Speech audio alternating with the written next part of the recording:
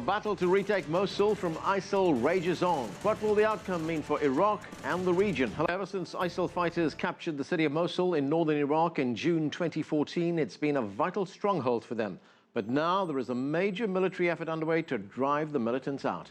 Over the last week, thousands of Iraqi security forces and Kurdish Peshmerga fighters, with the assistance of United States military forces, have launched an offensive to free the city. It will not be an easy fight, and there are worries too that thousands of refugees may be forced to flee.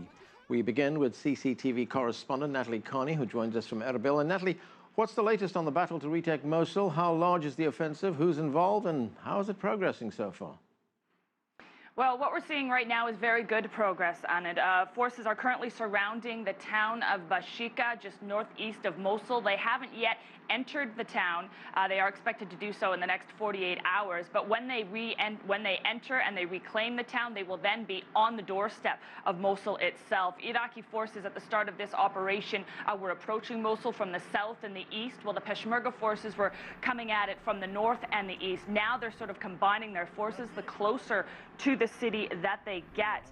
Teams are now going through the some 50-plus villages that they've been able to reclaim over the last week to rid them of any mines left behind by ISIL, a very common tactic, and to completely clear the area of any resistance or any extra threats that could be lingering around, and to enable residents to return.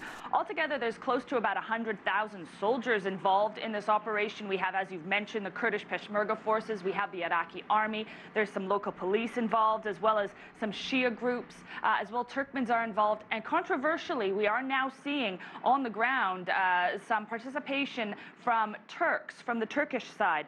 Very controversial that, though, however, to Baghdad. And in the skies overhead, of course, we have the U.S.-led coalition. So yes, it's a very complex, it's a huge mosaic of different factions coming together to try to reclaim Iraq's second largest city. Now, there's been a lot of optimism up to this point about the progress that has been made, but there's also a lot of acknowledgement and understanding that this battle is only going to get much more difficult the closer to the actual city that they get. And Natalie, what do we know about the number of civilians trapped inside Mosul? Also, what is expected on the numbers of refugees? Where might they go? Well, the latest numbers we're hearing is that 1.2 million people could still be stuck inside Mosul city itself. Now, hundreds of thousands of people escaped 2 years ago, but for the residents that are still trapped in the city, we are hearing some very, very disturbing reports of mass execution, as well as snipers throughout the city, petrified residents. ISIL have gone around collecting everybody's SIM cards because they don't want any information coming out of the city. Food, water, power, as you can imagine, are in very, very limited supply. Now, very few people have been able to leave the area since the offensive began due to the landmines, as I've mentioned, that were set up by ISIL, as well as the snipers. The latest numbers we're hearing is that about 5,000 have been able to flee from the outskirts of Mosul. This isn't even from the city itself. And those that have been able to escape, we're hearing reports, have been paying some rogue ISIL militants to guide them through the landmines that they've set up around the city. I spoke to one man, in fact, who escaped with his 2 daughters. Well, he made it. They didn't. They stepped on a landmine. His 9-year-old little girl and his 17-year-old girl lost their lives in that attempt to flee. So that's obviously consciously going through the residents within the city as well. As far as humanitarian agencies, they currently have room for about 60,000 people, but they are expecting upwards of 200,000 to even 1 million people to flee the city of Mosul when they can find a safe opportunity to do so in the first weeks of the offensive on the city itself. And how long is this assault expected to last? Weeks or months? And if ISIL is defeated, how much of a defeat would it be for them? Well, coalition forces have acknowledged and are expecting that the battle for Mosul itself is going to take weeks, could even take months, as ISIL really hikes up their resistance against them. And that is because Mosul is such a very significant and important city for the militants. For one, Mosul was the city where their leader, Abu Bakr al-Baghdadi, took to the main mosque 2 years ago and announced the terrorist organization's so-called caliphate, which really sort of launched them into the international media and made them a global threat. It's also expected that Baghdadi himself could actually be in Mosul, so there'd be a lot of attempts to try to make sure that he's not harmed in this battle. Mosul, of course, is also on a very strategic trade route, and it really is the last stronghold for ISIL in Iraq. While they do still hold a couple of pockets, it's nothing in comparison to holding on to Iraq's second largest city. So this is a significant battle for ISIL. They have upwards of 5,000 soldiers, so they claim, in the city, ready to defend the city, and coalition forces are expecting them to defend the city with their lives. Thanks, Natalie. That's CCTV's Natalie Carney reporting from Erbil. And joining me now here in the studio is Rend Al-Rahim. She is a former Iraqi ambassador to the United States, and she is president of the Iraq Foundation. Also with us from Baghdad is Hiwa Osman. He is an Iraqi Kurdish journalist and commentator, and he served as media advisor to President Jalal Talabani. And also with us in the studio is Stephen Miles. Yep. He is the advocacy director for the organization Win Without War, a coalition formed in opposition to the U.S. wars in Iraq and Afghanistan. Welcome to all of you to the show. Let's start in Baghdad with Hiwa Osman. Hiwa, we're getting reports that ISIL fighters have booby-trapped the city of Mosul. We're also getting reports of civilians being killed, and the Associated Press reported over the weekend that up to 80 Iraqi service members have been killed in this battle. Are we looking at major loss of life and destruction in the city of Mosul in the days ahead? By the look of things, yes. ISIS is preparing a surprise every other day. Unfortunately, there does not seem to be a good political plan to get rid of them and to promise the people who are with them for the day after. Today, what we are seeing is very strong military campaigns on all sides, and there does not seem to be a political agreement. And in the absence of a political deal for the day after, ISIS is turning it into an Arab-Kurdish war, a Sunni-Shia war, a Muslim-Christian war, and they are able to, they seem to have decided for Mosul to be their death or their defining battle, basically. By what we are hearing from them, they do not seem to be willing to flee the city. They will be fighting to the last bullet or to the last bomb. Ambassador, no political plan. What is your assessment of what is going on in Mosul right now? If we could possibly pass what Hiwa just said, I think there are two aspects to this battle. One of them is the military one, and it seems to me that the military one is going well, in spite of the fact that ISIS is pulling all the plugs. For ISIS, Mosul is of huge symbolic value. This is where they declared the caliphate. Al-Baghdadi is from Iraq, so Mosul is especially important for him. They're going to fight, as Hiwa said, to the last bomb, to the last man.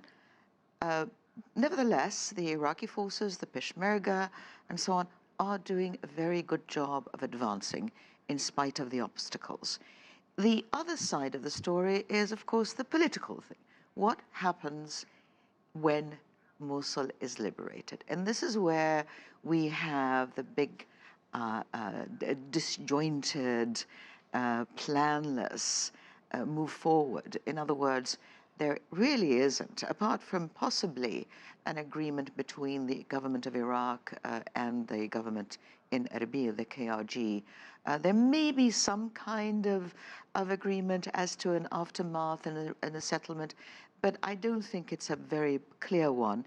And certainly these are not the only factors at play here. We've got all sorts of other interests brewing in the Mosul pot. Isn't this the story of these recent wars in the Middle East, that there's always a battle taking place, no plan for what happens afterwards? Well, unfortunately, we are seeing a repeat of many of these ventures in the Middle East, and we can even go back to 2003, when after the collapse of the regime of Saddam Hussein, the planning was deficient. There wasn't a very clear idea of what the risks would be, how to mitigate them, how to create the structure of a state so that everybody has a stake in it, and so on. Yes, I think this is a drawback that we have seen again and again. But in Mosul, it's very dangerous because I think the Battle of Mosul is going to determine whether Iraq stays as a unified country, perhaps with autonomous regions and so on, but as a state, or will simply fall apart completely. I think Mosul is going to be the defining moment when we find out. Stephen, what is your opinion right now? As the ambassador says, Iraqi forces, Peshmerga forces, have been making some progress, but there is no plan for what happens afterwards. And in the meantime, are we going to see another humanitarian disaster here? People fleeing the battle? Yeah, unfortunately, I think we are going to see another humanitarian disaster. And I think you hit the nail on the head when you said this is kind of the same song we've heard before, unfortunately. The reality of these wars in the Middle East, particularly the U.S. military involvement in Iraq, is this is a story that has played out time and time again. We're very good at military operations. We shouldn't be surprised. We have the most powerful, capable military in the world. And when we use it in assistance of tens of thousands of forces on the ground made up from these various fighting forces, of course they're going to be able to liberate Mosul. They could liberate anywhere. It's really always this question of what happens next. And it's the part that we continue to ignore because we focus on the military aspect. We focus on these kind of things that make for good television, things that make politicians feel good, at the detriment of solving the underlying issues. And that's always going to lead to these humanitarian crises. It's going to lead to the continued political instability, the challenges that come with these sectarian divides and other divides. And unless and until we support real political solutions to those underlying problems, we're going to be fighting to liberate Mosul and Fallujah and Ramadi all over again in another couple years. But let's go to Hiwa in Baghdad. And Hiwa, why has it taken the government 2 years to mount this battle to retake Mosul? Well, it has been part of the international coalition. I mean, part of the reason was that the international coalition was not ready. The other part, I think ISIS was establishing itself in these cities, and the former government, the former Iraqi government led by Mr. Nouri al-Maliki, was so sectarian, so I would say bad in their policies towards the Sunni component of the country, that it has pushed some people who live under ISIS to prefer living under ISIS than living under Nouri al-Maliki. And this was a big problem for moving forward. And the other issue is that the international community, Iraqis were not able to do it alone. The international coalition was not ready to start any time earlier. But now I think they are rushing the battle today. It seems that the analysts here on the ground see that it is a possibility that the United States is pushing for this, so that, or President Obama, so that he can get something in, a quick victory in before the election, the U.S. general elections.